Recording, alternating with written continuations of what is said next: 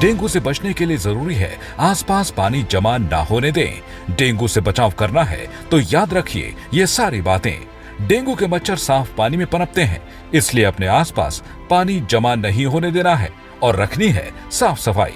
पानी की टंकी व जल संचय के बर्तनों को रखना है ढककर। सभी गुलदस्तों, गमलों, पानी के बर्तनों, कूलर का पानी सप्ताह में एक बार पूरी तरह से खाली कर दें और सुखाकर फिर से पानी भरें। प्रयोग में न आने वाले खाली बर्तन, बोतल, डब्बे, टायर, नारियल के खोल जैसी चीजें इधर उधर ना फेंके।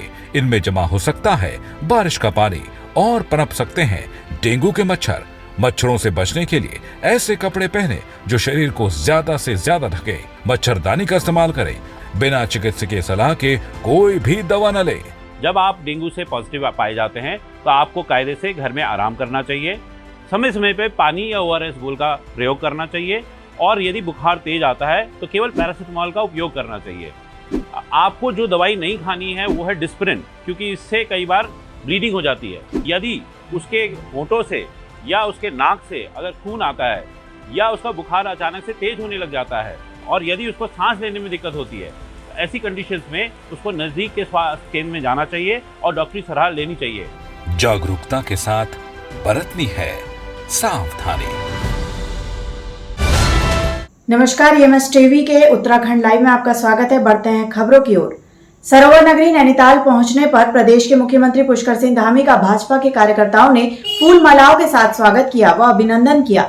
इस दौरान मुख्यमंत्री श्री धामी ने भाजपा कार्यकर्ताओं के साथ बैठक ली। उन्होंने कहा, समान नागरिक संहिता के लिए राज्य सरकार गंभीर है और उसके लिए कमेटी बनाने के बाद इस पर ड्राफ्ट तैयार किया जा रहा है। और उन्होंने कहा, महज काम को औपचारिकता मानने वाले अधिकारियों को बख्शा नहीं जाएगा। सभी अधिकारियों को अपनी जिम्मेदारी समझकर काम करना होगा। कृषि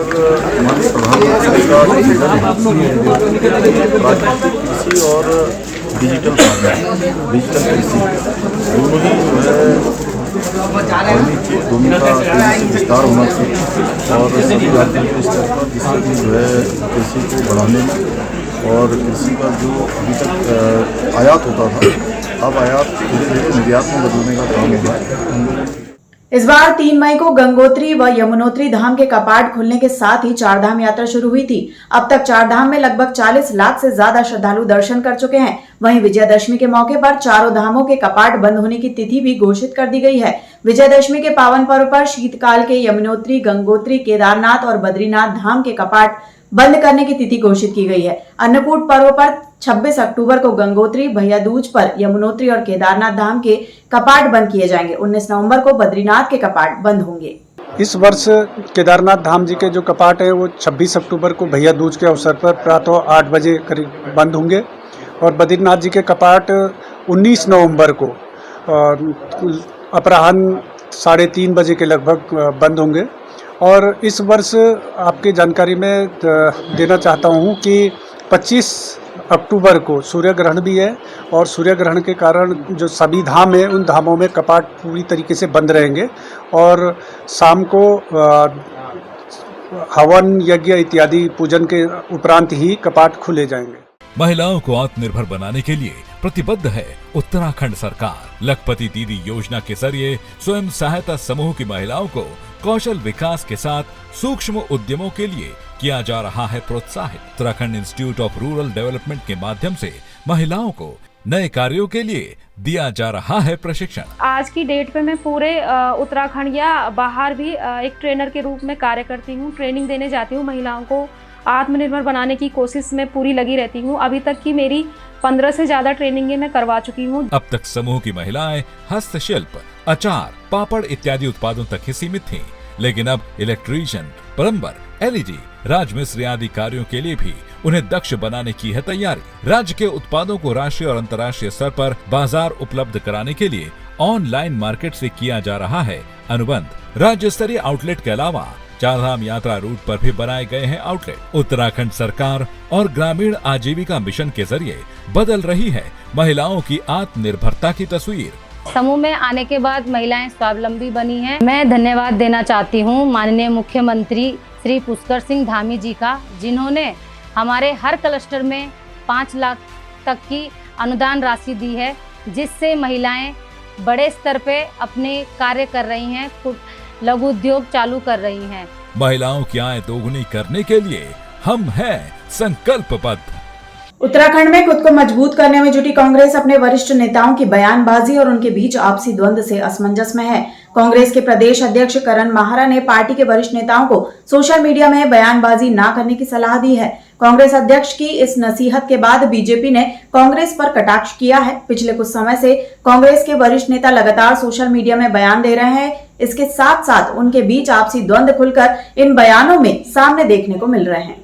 या प्रिंट मीडिया या इलेक्ट्रॉनिक मीडिया से कहने पर बचना चाहिए, क्योंकि इसमें पार्टी बहुत ही संक्रमण काल से गुजर रही है। पार्टी में कार्यकर्ताओं के मनोबल को बनाए रखने की आवश्यकता है। तो माननीय अध्यक्ष जी ने जो 2-3 दिन के अंदर जो बातें सामने आई उसमें ये निवेदन किया है कि कम से कम पार्टी के वरिष्ठ नेताओं को इस तरह की बात नहीं करनी चाहिए। सोशल मीडिया में और प्रिंट मीडिया में, इलेक्ट्रॉनिक मीडिया में सीधे बात नहीं करनी चाहिए, उससे पार्टी को नुकसान देगा। उन्होंने सब लोगों से अपील की है, चाहे वरिष्ठ नेता हैं, चाहे छोटे नेता हैं, कनिष्ठ हैं, कार्यकर्ता हैं, उनसे जो अपनी बात सोशल मीडिया में कहने के बजाय पार्टी प्लेटफॉर्म में कहेंगे तो अच्छा रहेगा। उत्तराखंड की विधानसभा में आज उस वक्त हड़कंप मच गया जब विधानसभा अध्यक्ष रितु खंडूड़ी भूषण ने व्यवस्थाओं का जायजा लेने के लिए विधानसभा परिसर का औचक निरीक्षण किया। इस दौरान विधानसभा अध्यक्ष ने सभी अनुभागों, अधिकारियों के कार्यालय कक्ष, सभागारों सहित समितियों के कार्यालयों का निरीक्षण किया। विधानसभा अध्यक्ष ने व्यवस्थाओं को दुरुस्त करने के लिए अधिकारियों को सुझाव देते हुए आवश्यक दिशा निर्देश भी दिए। प्रदेश में अन्य राजनीतिक दलों से भाजपा में लोगों के शामिल होने का सिलसिला लगातार जारी है। वहीं भाजपा भी राजनीतिक दलों के लोगों को शामिल कराने के लिए बाहें फैलाकर खड़ी है।